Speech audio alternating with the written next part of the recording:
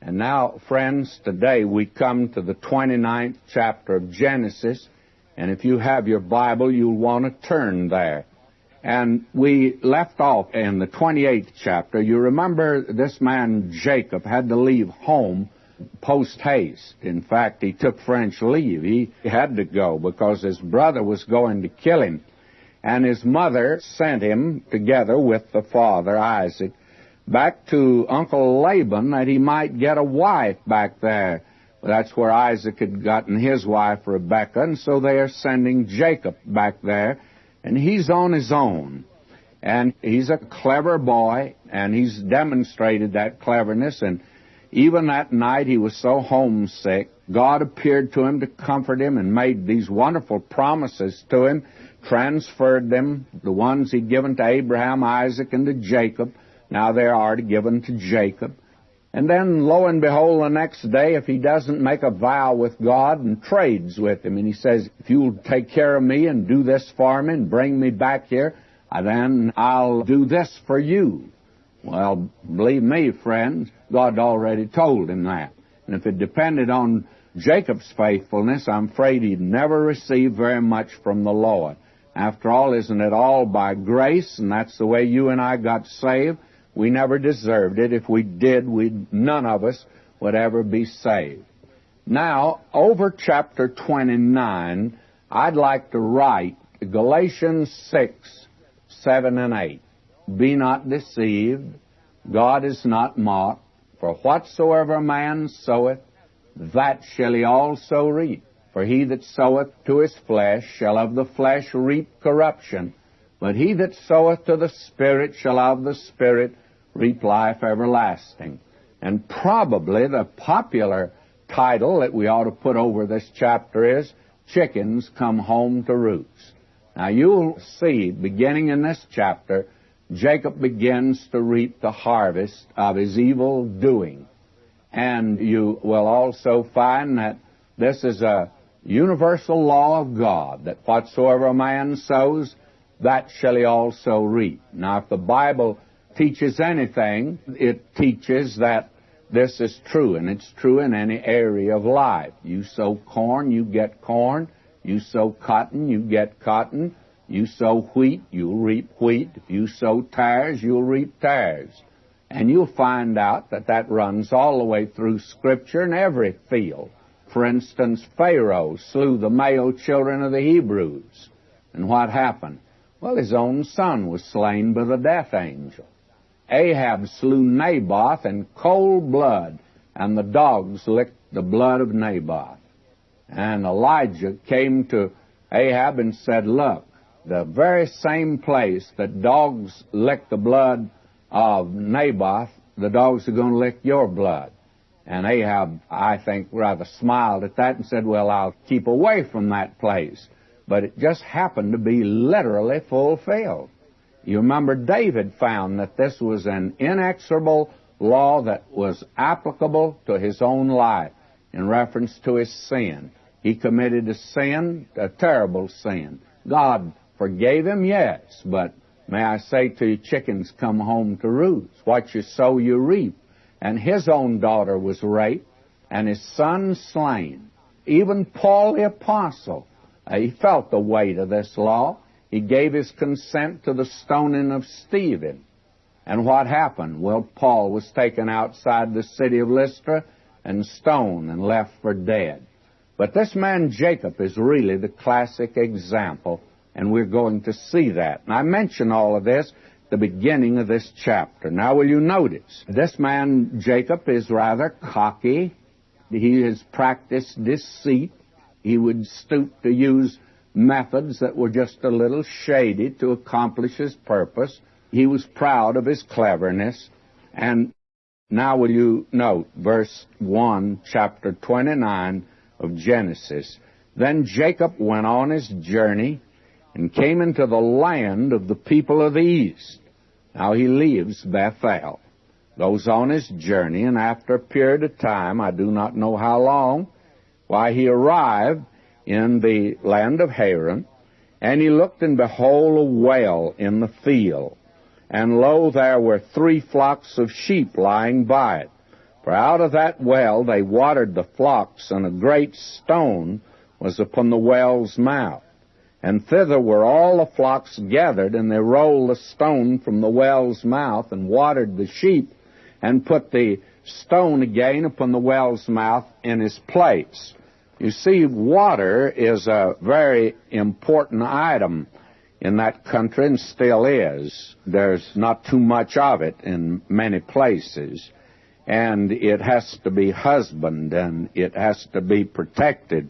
And so here was the well that they watered the sheep and the people in that area. Now, a certain time during the day, the stone that was on top of the well was removed, and everybody watered the sheep. Everybody got the water. Then the top was put back down. Now, Jacob arrives there before they take the stone away from the well. And here comes Jacob now, and believe me, he's as cocky as ever. Listen to him. Verse 4, And Jacob said unto them, My brethren, whence be ye? And they said, Of Haran are we. And he said unto them, Know ye Laban, the son of Nahor? And they said, We know him. And they did, I guess. Jacob didn't, but he's going to get acquainted with him.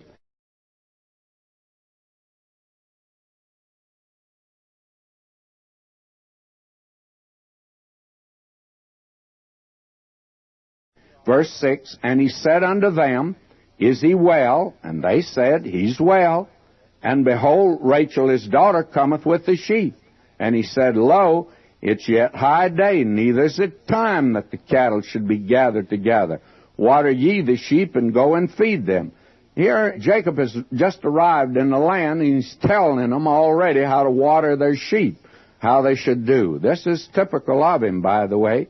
And they said, We cannot until all the flocks be gathered together, until they roll the stone from the well's mouth, then we water the sheep. And while he yet spake with them, Rachel came with her father's sheep, for she kept them. Now, this is a woman's work, by the way, in that day. She was the shepherdess that took care of the sheep. And it came to pass, when Jacob saw Rachel, the daughter of Laban, his mother's brother, and the sheep of Laban, his mother's brother, that Jacob went near and rolled the stone from the well's mouth and watered the flock of Laban, his mother's brother. And frankly, I don't know who told him to do it, but he did it. Whether this was time, I don't know. I doubt whether it was. But after all, Jacob is not really following anyone's law except his own. He made the rules for the game as he went through life. That is the first part of his life. But he's got a tremendous lesson that he's going to have to learn, and Uncle Laban is really the one to teach him. And then we find in verse 11, and this has always been a strange verse to me, And Jacob kissed Rachel, and lifted up his voice and wept. And frankly, kissing that girl, and why he should weep, it's difficult for me to understand, other than I'm of the opinion that this boy had a lonely trip all the way from the moment he left home. He spent that lonely night at Bethel, but he's still trading the next day, and he'd had a lonely trip. You must remember that from Bethel, he had to go up by the Sea of Galilee. He had to go up into Syria, and he had to cross that desert there. I suppose he had many experiences along the way. And now to find out that he's arrived at the place he's going, because he knew nothing about it before. And when he got there, he becomes very cocky, of course. He greets these men in a matter-of-fact way as if he'd known them all their life, asks them questions, and then he rolls the stone away, and whether it was time, I doubt it, but he did.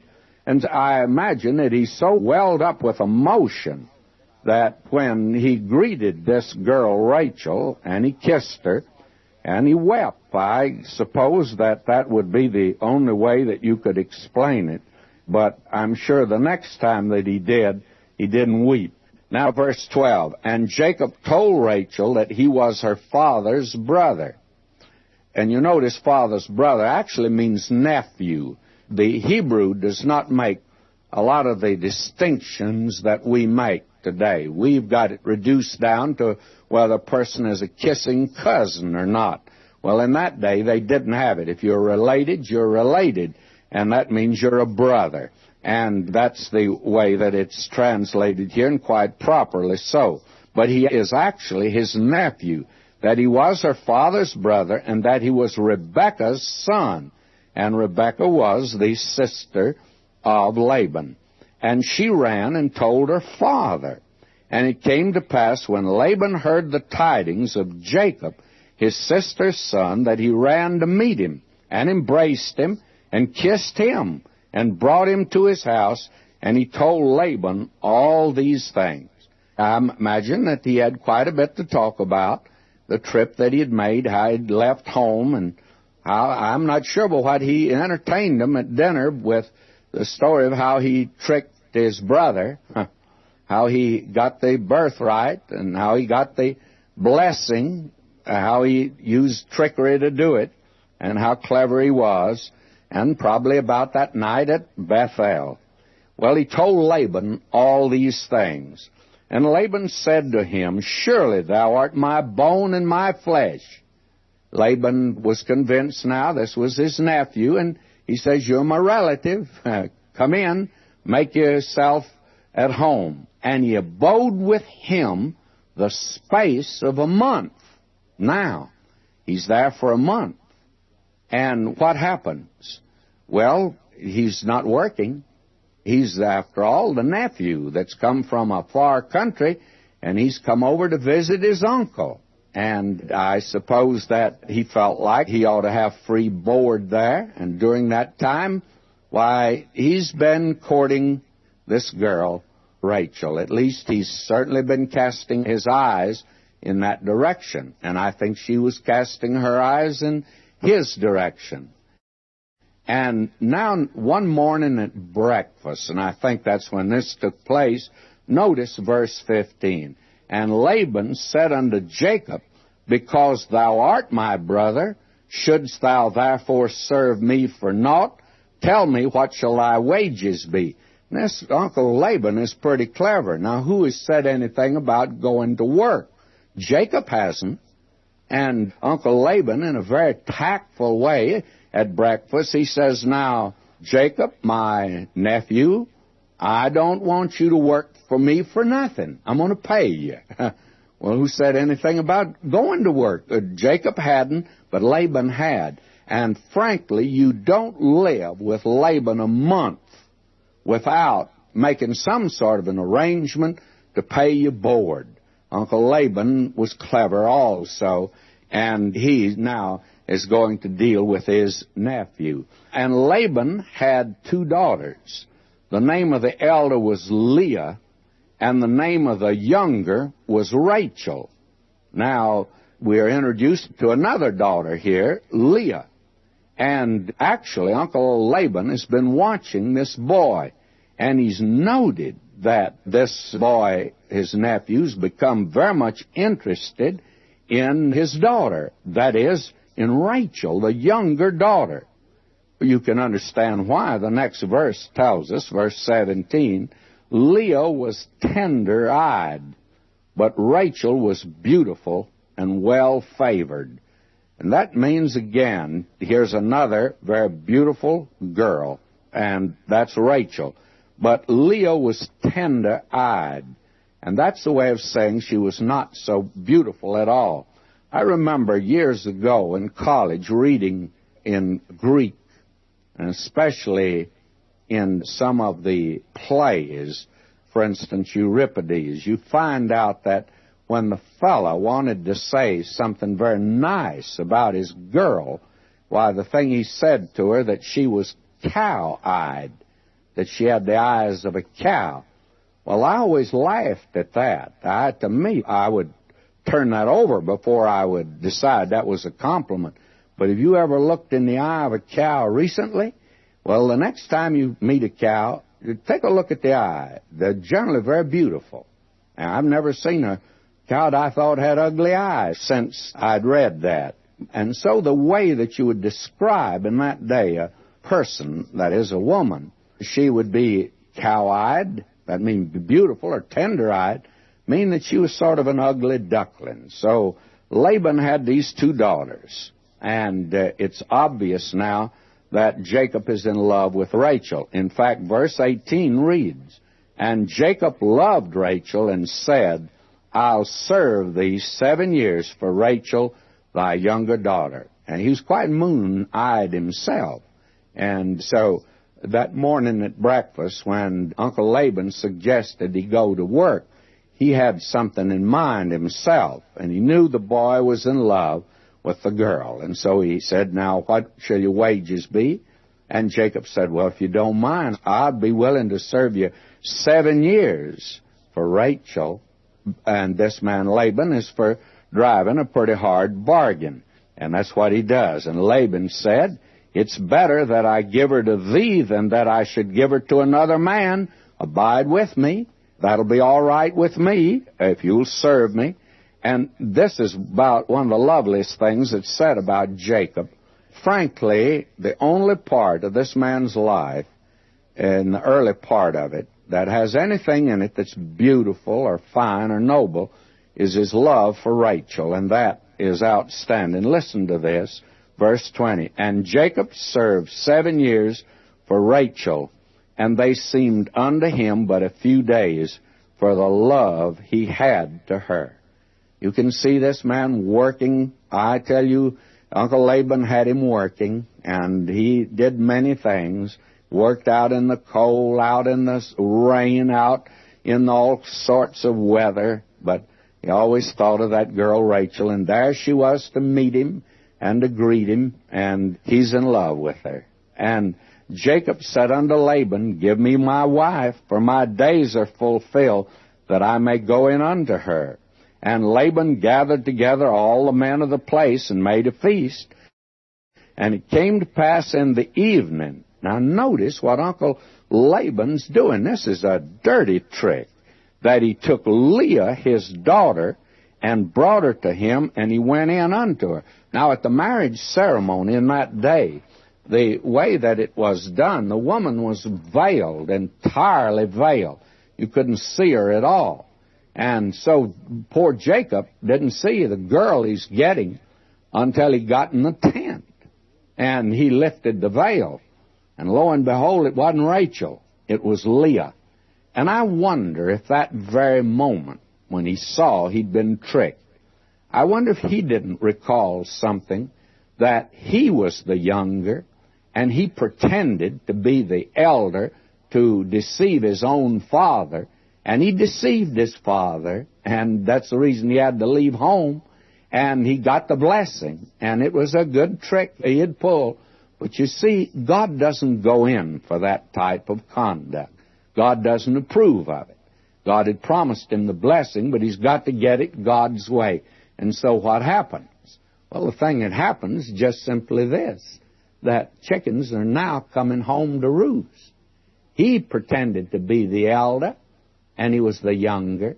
Now he thinks he's getting the younger, and he gets the elder. Chickens are indeed coming home to roost. And what happened? Came to pass in the evening that he took Leah his daughter, brought her to him, he went in unto her. And Laban gave unto his daughter Leah Zilpah his maid for a handmaid. It came to pass that in the morning, behold, it was Leah. And he said to Laban, What is this that thou hast done unto me? Did not I serve thee for Rachel? Wherefore then hast thou beguiled me? And I tell you, when the tables are turned, this becomes an awful thing. In fact, it's a criminal thing that he's done. But notice how Uncle Laban passes it off. Uncle Laban is an expert, friends, at this type of thing. And Laban said, it must not be so done in our country to give the younger before the firstborn. Uncle Laban said, well, there was a little matter, a little clause in the contract. In fact, it was that which was in fine print, Jacob, and I forgot to call your attention to it. There is a rule in the country that the elder daughter must marry first, and the younger daughter can't marry until the elder daughter is married. And I forgot to tell you that, and that's the reason that it worked out as it did. Well, I tell you, a man served 7 years here. And now notice, Uncle Laban is prepared to be very generous in his dealings. He says, fulfill her week. And that week, you see, 7 years. And we will give thee this also for the service which thou shalt serve with me yet 7 other years. Now, don't come along, friends, anyone, and say, well, look, here, this man's going to have 2 wives, and it looks like God approved of it. Well, why do you think God approved of it? The record here is inspired, because this is what happened. But that doesn't mean God approved of it. In fact, as in the case of Abraham taking Hagar, the entire story, the whole incident, reveals that God disapproved of it. And it's recorded because it is a fact. Now, Jacob did so, verse 28, fulfilled her week, and he gave him Rachel, his daughter, to wife also, and Laban gave to Rachel his daughter, Bilhah, his handmaid, to be her maid. And he went in also unto Rachel, and he loved also Rachel more than Leah, and served with him yet 7 other years. Believe me, Uncle Laban is getting his money's worth, is he not? And poor Jacob is really going to school, but he has 2 wives, and he shouldn't have them. He'll be in trouble before it's over. Now, if you have your Bible, turn there, verse 30 of chapter 29 of Genesis. And he went in also unto Rachel, and he loved also Rachel more than Leah, and served with him yet 7 other years. You see, this man Jacob, we saw last time, was totally deceived by his uncle.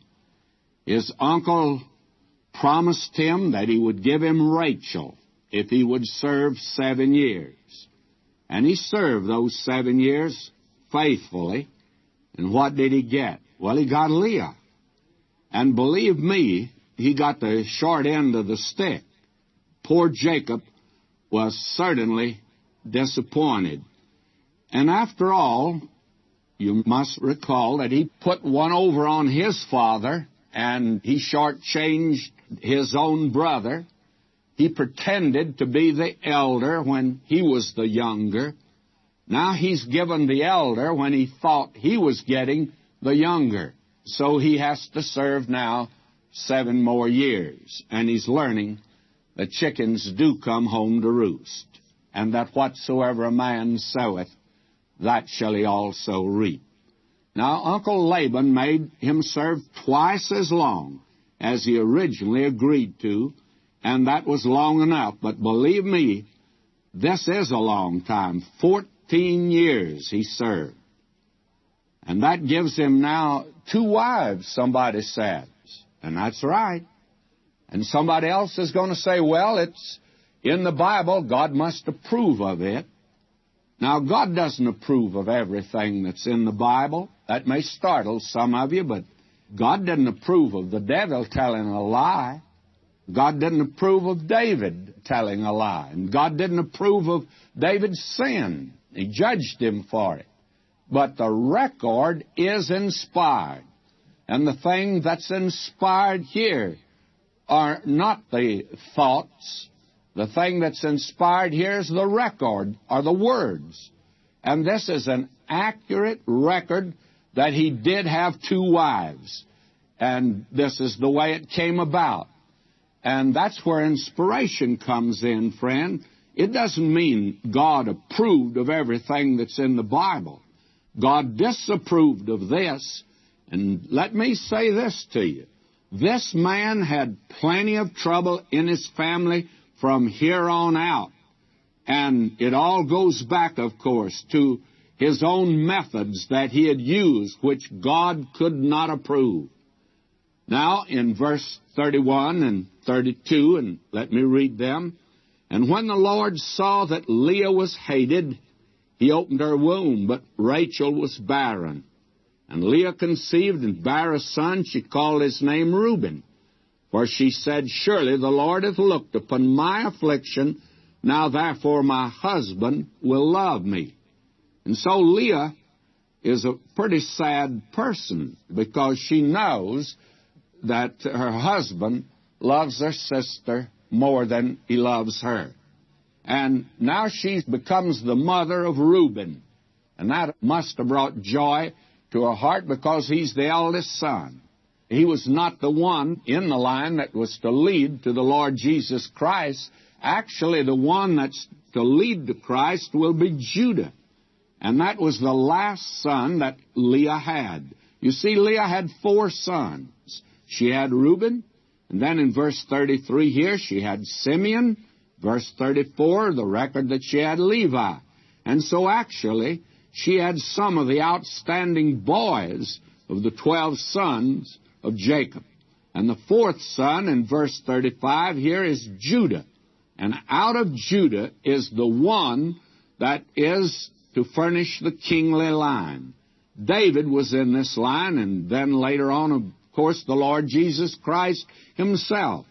According to the flesh, he came in the line of Judah. And Levi was the priestly tribe. And Reuben lost his position as the firstborn, you'll recall, because of his sin. Now we have here these 4 boys that were the offspring of Leah. And when we come to chapter 30, why again we begin to see that God is moving in spite of the man's sin, this man, Jacob. Not because of it, but in spite of it. And we find that this man, Jacob, now is disturbed.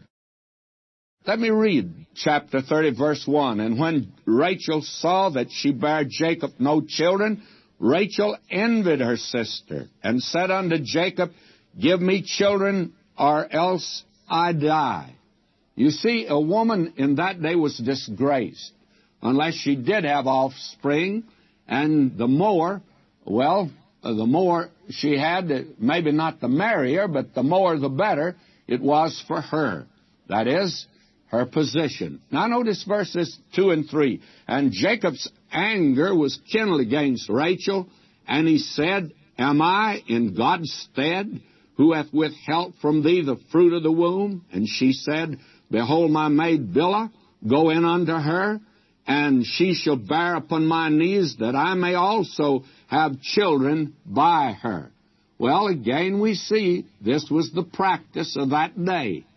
And you will recall, I'm sure, those of you following this study, that Abraham and Sarah practiced it, and God did not approve it then, and He's not going to approve it here. The record is here, and it's an accurate record, but it doesn't mean God approved it. In fact, it's quite obvious that God disapproved it. The strife that we've already called attention to, that was in the family of Abraham, was in the family of Isaac, as we saw. Now it's in Jacob's family already, and he's in for a great deal more trouble. Now we find that Bilhah was Rachel's maid, and she bare Dan and Naphtali. And then we find that Zilpah, the maid of Leah, bore Gad and Asher. So we have here, another, Issachar. And we find, I'm not reading these verses in this chapter, as you see, just a record of the birth here of these boys. You'll remember that there were 12 sons of Jacob, and they're very important, because from these 12 sons will come the 12 tribes of Israel. That is, the nation will come from them. Believe me, Jacob had his hands full with these 12 boys. We find also that there's a girl there from Leah's maid. Her name was Dinah. And I guess she served a good purpose, because there are a lot of restaurants today named Dinah's Shack or Dinah's Dining Room or something. And so she did serve a good purpose. And Issachar and Zebulun are mentioned here also. Now I'm going to read in verses 22 here. I'll read down to 24. And God remembered Rachel, and God hearkened to her and opened her womb. She conceived and bare a son, and said, God hath taken away my reproach. And she called his name Joseph, and said, The Lord shall add to me another son. Now this is the boy that will follow down into the land of Egypt and make way for the rest of his brethren later on. He's quite remarkable. We'll have to save that story of him until another day, but it's coming up, you can be sure. Now verses 25, and it came to pass, when Rachel had borne Joseph, that Jacob said unto Laban, Send me away, that I may go unto mine own place, and to my country. Give me my wives, my children, for whom I've served thee, and let me go, for thou knowest my service, which I have done thee.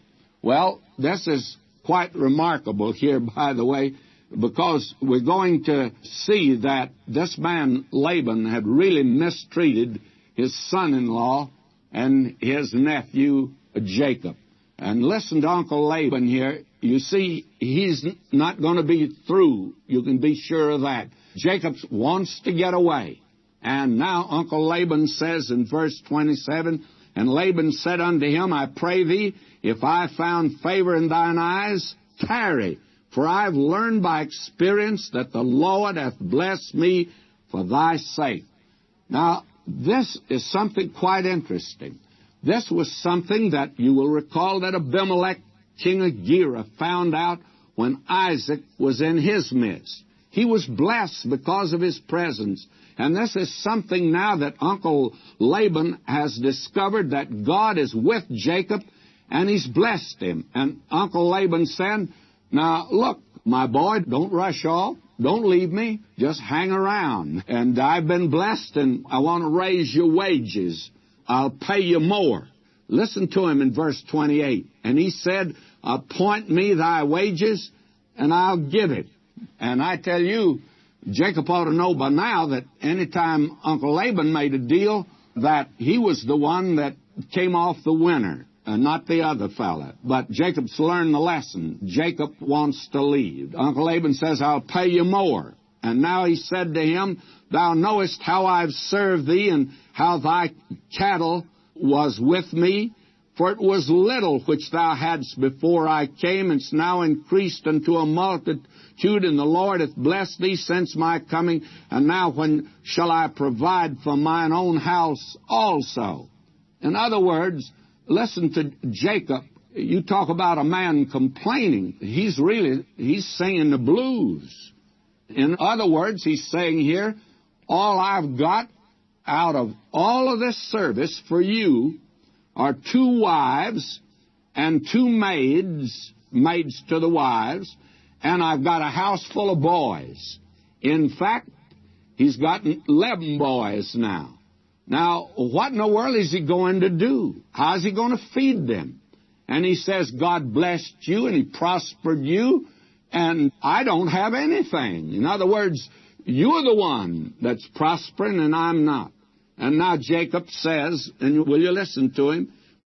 Verse 31, he said, What shall I give thee? And Jacob said, Thou shalt not give me anything. If thou wilt do this thing for me, I will again feed and keep thy flock. I'll pass through all thy flock today, removing from thence all the speckled and spotted cattle, all the brown cattle among the sheep, and the spotted and speckled among the goats, and of such shall be my hire.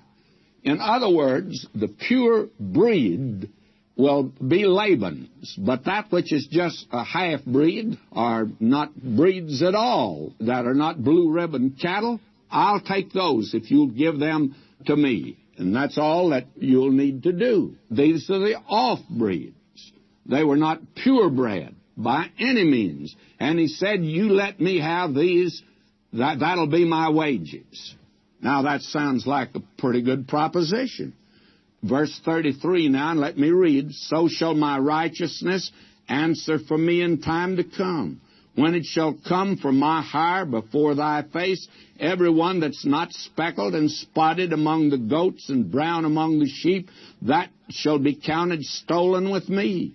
And Laban said, Behold, I would it might be according to thy word. And he removed that day the he-goats that were ring-straked and spotted, and all the goats that were speckled and spotted, and every one that had some white in it, and all the brown among the sheep, and gave them into the hand of his sons. In other words, they would not be able to breed with the others. Jacob would take that which is the off-breed, and only the full breed would bear, and that would belong to Uncle Laban, but the others would be his. He's making here a very interesting deal, and the way that it worked out is quite interesting. And I want to read this because this has been criticized. Verse 36, he set 3 days' journey betwixt himself and Jacob. And Jacob fed the rest of Laban's flocks. And Jacob took him rods of green poplar and of the hazel and chestnut tree, and peeled white strakes in them, and made the white appear which was in the rods. And he set the rods which he had piled before the flocks in the gutters and the watering troughs, when the flocks came to drink, that they should conceive when they came to drink. Well, there have been several explanations of this. There are those that say this is nothing in the world but just pure superstition. And others say it's just old wives' tales, and this is certainly something that ought not to be in the Bible record. I think probably it should be in the record. In fact, it's my judgment it should be in the record. It's very important that it be in the Word of God. And the fact of the matter is, this is not superstition. There are several explanations. Now, I'm of the opinion that there are those that today have been able to ascertain that this does have an effect upon those that are bringing into the world animals, and certainly what a woman sees in time of pregnancy and her experience during that time has a tremendous effect upon the child. And today the psychiatrists and psychologists makes a great deal of it. Well, it affects the animal world also.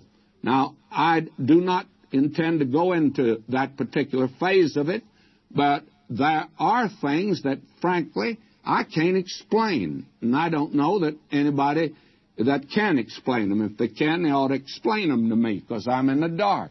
I remember in our community where I lived as a boy in southern Oklahoma, there was one of these men that would take a forked stick and tell you where there was water.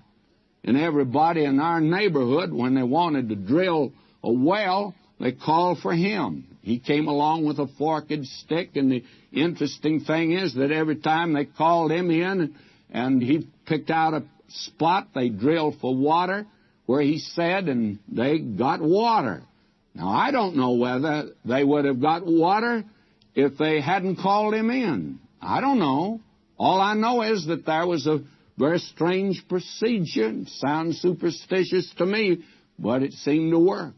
I know in many cases it does not work.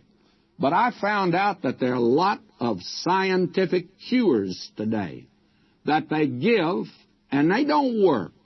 And there are a lot of scientific explanations that don't work. So that just goes to say it doesn't work, and in some cases it does work, and that doesn't prove anything.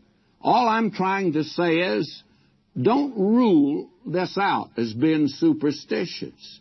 Now, if you want to know the thing that I actually think, both Laban and Jacob believe this is what caused them to be ring-straked. And that's the thing that's important for this story. Maybe you are smart enough not to believe it, but these two boys believed it. And what you must remember, all those cattle were together, and some cattle would produce ring-straked and speckled, and some of the offspring would be white. Now, if they're speckled, some speckled and some not, even that one that's not may bring into the world one that is not. I know that it may use a very homely illustration. I remember we had a cat one time when I was a boy, and that cat was the prettiest, whitest cat that I've ever seen.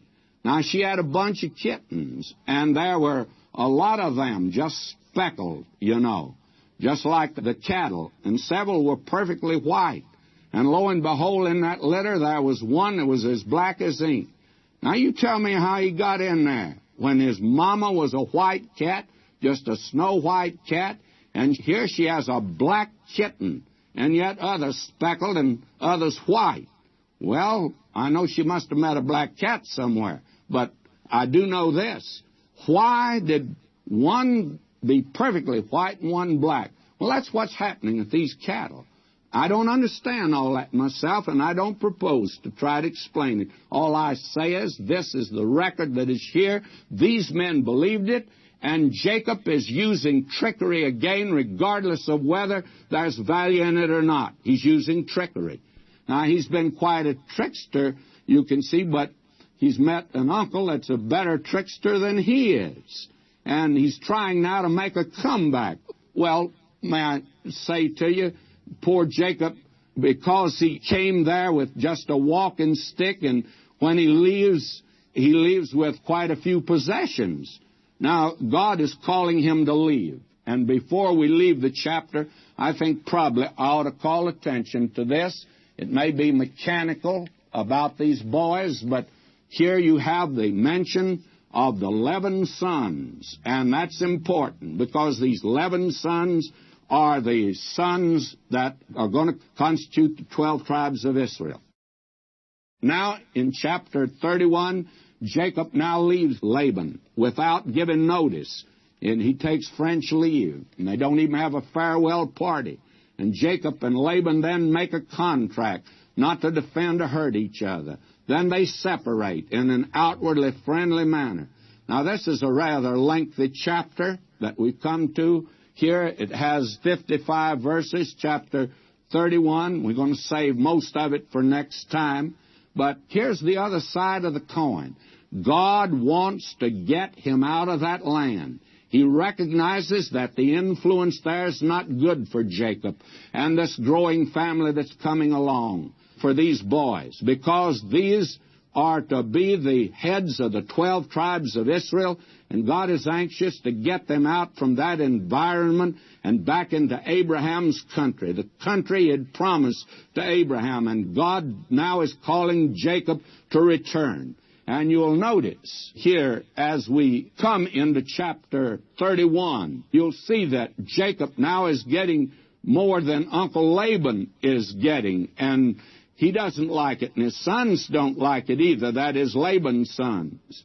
And this man wants now to leave, and he takes Rachel, and Leah meets them out in the field, and they plot to take leave, and they do take leave. And poor Jacob, he's perplexed. He's frustrated. He doesn't know now where to turn. And it's this time that God has called him to leave. And God has called him to leave for the sake of his family, the boys, the children there, that they should not stay in that environment. We recognize that we're in a section that God has given to us to minister to our needs, because we're dealing here with a man that was also a very sinful man in many ways, and a man that God would not give him up. And you can take courage from that. The Lord will never give you up. As long as you'll keep coming to him, he'll keep receiving you. And if he'll take a fellow like Jacob and a fellow like I am, then he'll take any of us. I'm of the opinion. And let's now come here. You will recall that Jacob now has had a pretty sad ordeal of 20 years with Uncle Laban. And Uncle Laban has really given him a course in the college of hard knocks. And poor Jacob is now beginning to wince under all the pressure that he's been under. And he senses now that God has prospered him so that the face of Laban is turned against him, and also the sons of Laban. And Jacob now has a call from God. God tells him to leave. And he calls his wives, Rachel and Leah, together that he might talk to them about it. And he tells them that which is on his heart. And in verse 7, as we left off last time, he says, "And your father hath deceived me, and changed my wages 10 times, but God suffered him not to hurt me." Now, is Jacob beginning to complain? I think so, and we're going to see that later on in this chapter. Now, will you notice, he goes on to explain to these wives that they'll understand of actually what has happened, that the thing that he has done has in it the element of not trickery, but of taking advantage of his opportunity in a business way. I don't want to say he's dishonest here, because I don't think that he is. He's been dishonest in so many things, but I think here he was just using a method that I'm sure any businessman would have used, and it would have been legitimate. He's certainly not hurting Laban at all. But God has blessed him to the extent that Laban now and his sons become very jealous of him, and they hate him. And you'll notice as he goes on to explain all of this, he tells now actually why he wants to leave. Because he says in verse 11 of Genesis 31, "And the angel of God spake unto me in a dream, saying, Jacob, and I said, Here am I. And he said, Lift up now thine eyes and see. All the rams which leap upon the cattle are ringed, straked, speckled, and grizzled, for I have seen all that Laban doeth unto thee." Now, probably you thought last time that I was not giving a satisfactory answer to what had taken place, because I recognize that there are several explanations of why these animals were speckled. But I was waiting till we could get right here, because why were they that way? God says I did it. May I say that I therefore don't need to look for these natural explanations, although I'm confident that God probably used one of them. But since God didn't tell me which one it is, I'm of the opinion that we don't know. There are several explanations, and you can take the one you want, but I like this one. God says, I saw what Laban was doing to you, and I blessed you. Now, verse 13, and this is what's important. I am the God of Bethel. Now, you see, God goes back to where he appeared to this boy when he was running away from home, his first night away from home that he spent at Bethel. And he says now, I'm the God of Bethel, where thou anointest the pillar, where thou vowest a vow unto me. Now arise, get thee out from this land, and return unto the land of thy kindred. Now, God wants him out of that land, because he's got 12 boys that are growing up, and they're already beginning to learn some things that they should not be learning, and they're there in the place of idolatry and heathenism, and so God wants to get Jacob and these boys away from there, just as he got Abraham out of a home of idolatry. Now will you notice verse 14, And Rachel and Leah answered and said unto him, Is there yet any portion of inheritance for us in our father's house? In other words, they're saying, well, certainly, as the daughters of our father, we should receive some inheritance, and that ought not to cause him to be so antagonistic. And verse 15, Are we not counted of him strangers? For he hath sold us, and hath quite devoured also our money. Oh, Laban can't be trusted, friends. And did you know that today, unfortunately, there are many Christians that the way they handle money, their own and others, reveals the fact they can't be trusted either. That is, I think, maybe a real test of an individual today. I could tell you some stories that would make your hair stand on end of things that Christians do, Christian leaders do, they ought not to do. Now will you notice verse 16, For all the riches which God hath taken from our father, that is ours, and our children. Now then, whatsoever God hath said unto thee, do. I admire these two women. They say, whatever you want to do, Jacob, you go ahead. We're with you. And our father has apparently robbed us. Let me read verse 17. Then Jacob rose up and set his sons and his wives upon camels. He carried away all his cattle, all his goods which he had gotten, the cattle of his getting which he had gotten in Padan Aram, for to go to Isaac his father in the land of Canaan. And Laban went to shear his sheep, and Rachel had stolen the images that were her father's. Let's just stop there a moment, because there's a revelation here of something that's quite interesting. Now, Jacob rises up and leaves post-haste again. You remember, that's the way he had to leave his home. Now he leaves his uncle Laban the same way. And actually, it's not all his fault here, but it was his fault when he had to leave his own home. But he's prepared for this. After all, he's had practice in leaving overnight, and so he has all the cattle and everything ready to march, ready to get out of that land. And his wives apparently didn't have a chance to even get many of the things that were theirs. But notice what happened. Rachel stole the images that were her father's. I told you we were in the home of idolatry. God didn't want the boys brought up there. But you see, Rachel has been brought up in a home of idolatry. And she felt like she wanted to take her gods with her. What a primitive, heathen notion she had. Poor Jacob thought he ran away from God when he went to Bethel. God appeared to him there. And he found out you can't run away from God.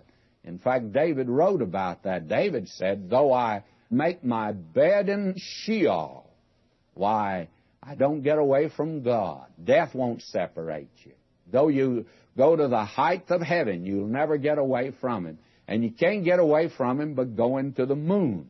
You just don't get away from God, that's all. She, though, wanted to take these images that had been in the home. Now notice verse 20. And Jacob stole away unawares to Laban the Syrian, in that he told him not that he fled. Now, he waited until Laban went out to shear sheep. Probably he went quite a few miles away from home, because the sheep grazed on a very large area in that day, and they still do for that matter. It takes a great area to feed them. And so this man Laban is away from home. While he is, Jacob just forgot to tell him he was leaving, that he was going. So he fled with all that he had, and he rose up and passed over the river and set his face toward the Mount Gilead. And it was told Laban on the third day that Jacob was fled. And he took his brethren with him and pursued after him 7 days' journey. And they overtook him in the Mount Gilead. You see, they are moving now quite a distance. They've come apparently all the way here to Mount Gilead, which is just on the east of the Jordan River. And it means that Laban has really been traveling fast to overtake him. And Laban doesn't mean any good as far as Jacob is concerned. I'm of the opinion he was angry enough to kill him, and would have killed him, had not God intervened. Verse 24, and God came to Laban the Syrian in a dream by night, and said unto him, take heed that thou speak not to Jacob, neither good or bad. In other words, you be very careful what you say and do. Then Laban overtook Jacob. Now Jacob had pitched his tent in the mount, and Laban with his brethren pitched in the Mount of Gilead. And now listen to Uncle Laban. He's a clever rascal, by the way. Here he's been coming breathing out fire and brimstone, wanting to not only recover all these possessions of Jacob and take them back, but probably kill Jacob and take back his 2 daughters and their children. But God had to intervene to protect this boy. Now will you notice verse 26. My, how clever he is here. He's a real diplomat, by the way.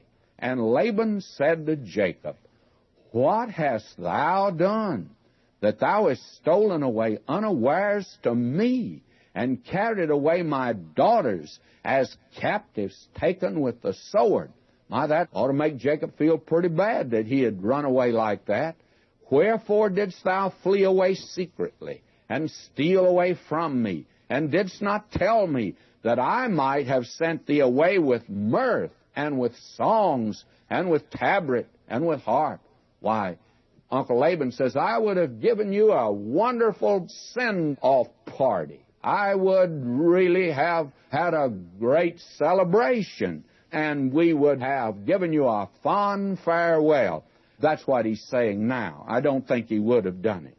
And listen to him. My appeals now to sentiment. Verse 28, and hast not suffered me to kiss my sons and my daughters. The sons would be those 12 grandsons there. And they're going to be very prominent as far as the history of this world is concerned. Hast not suffered me to kiss my sons and my daughters. Thou hast now done foolishly in so doing. It's in the power of my hand to do you hurt. But the God of your father spake unto me yesterday night, saying, Take thou heed that thou speak not to Jacob, either good or bad. And Laban lets him know that he didn't mean good by him, but God had prevented him from doing bad. Now will you notice, verse 30, And now, though thou wouldst needs be gone, because thou sore longest after thy father's house, yet wherefore hast thou stolen my gods? That's a funny kind of a god to have, isn't it, that you can steal it? And Jacob answered and said to Laban, Because I was afraid, for I said, Peradventure thou wouldst take by force thy daughters from me.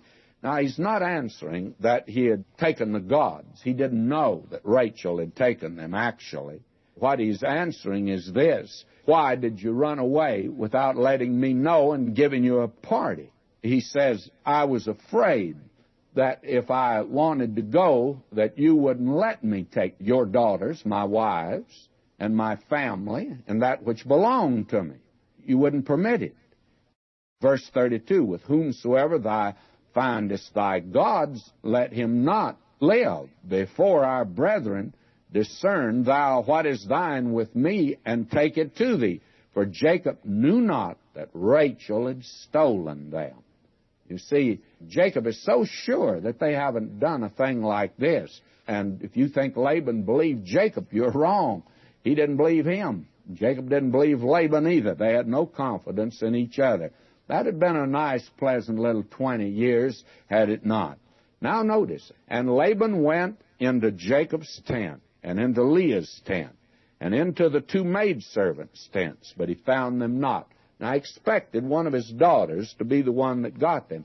Then went he out of Leah's tent and entered into Rachel's tent. Now Rachel had taken the images, put them in the camel's furniture, and sat upon them.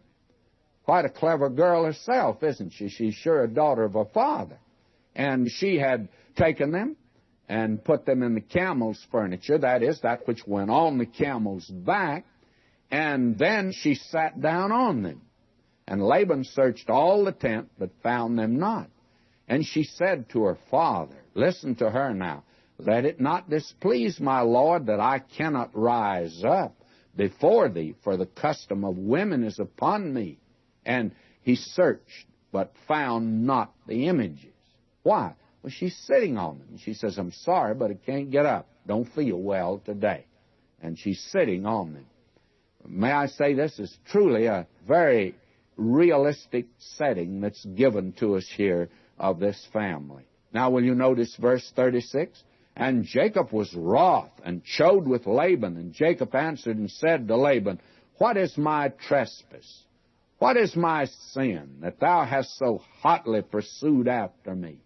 And now old Jacob gets a little confidence, because they doesn't locate these images, and he's sure that they're not anywhere around. And frankly, he just now wants to rebuke the man, his father-in-law, that's come after him.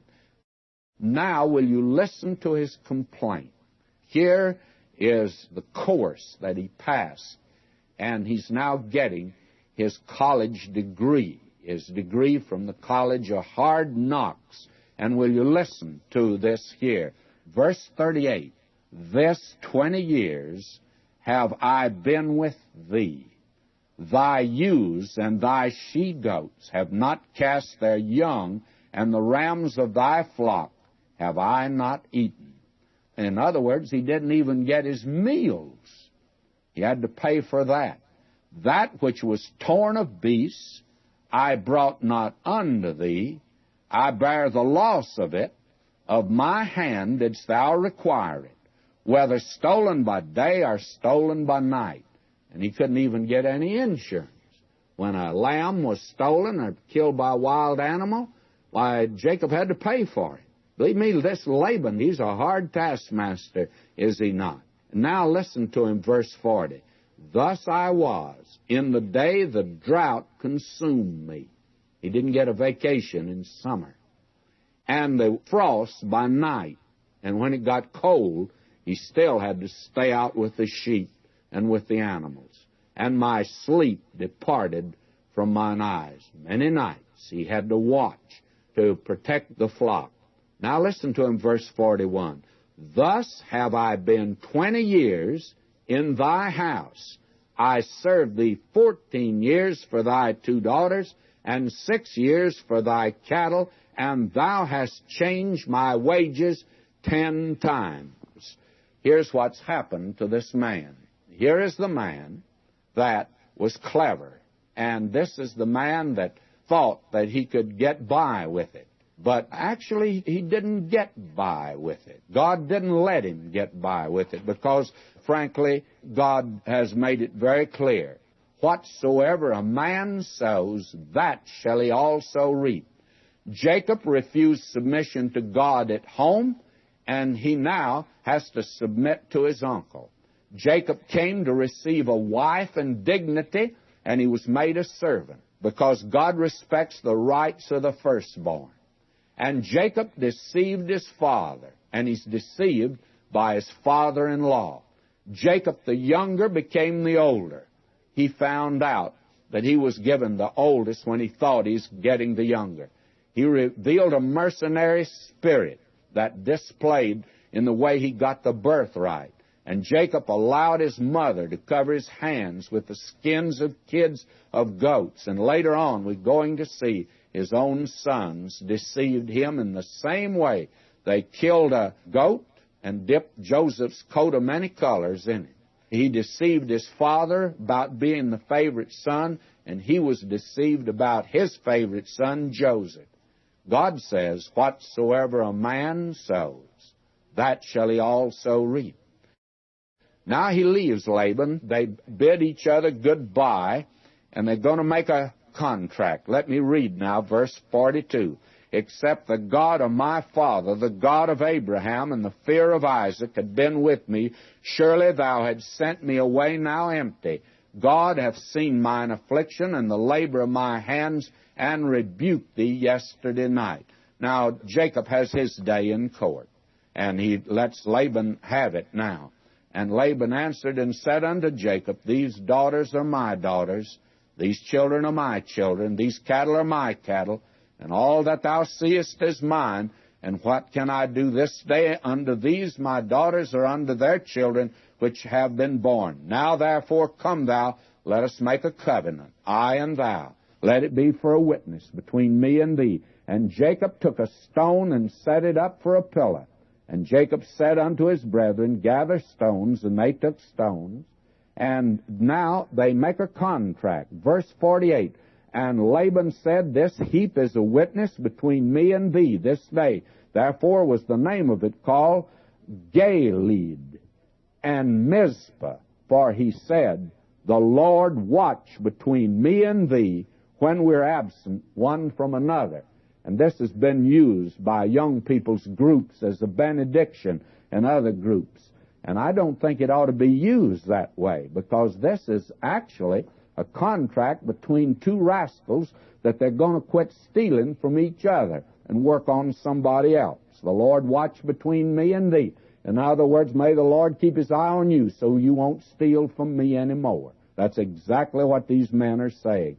Now they're going to separate, and they do separate, and we're going to see the great experience in the life of Jacob next time in chapter 32.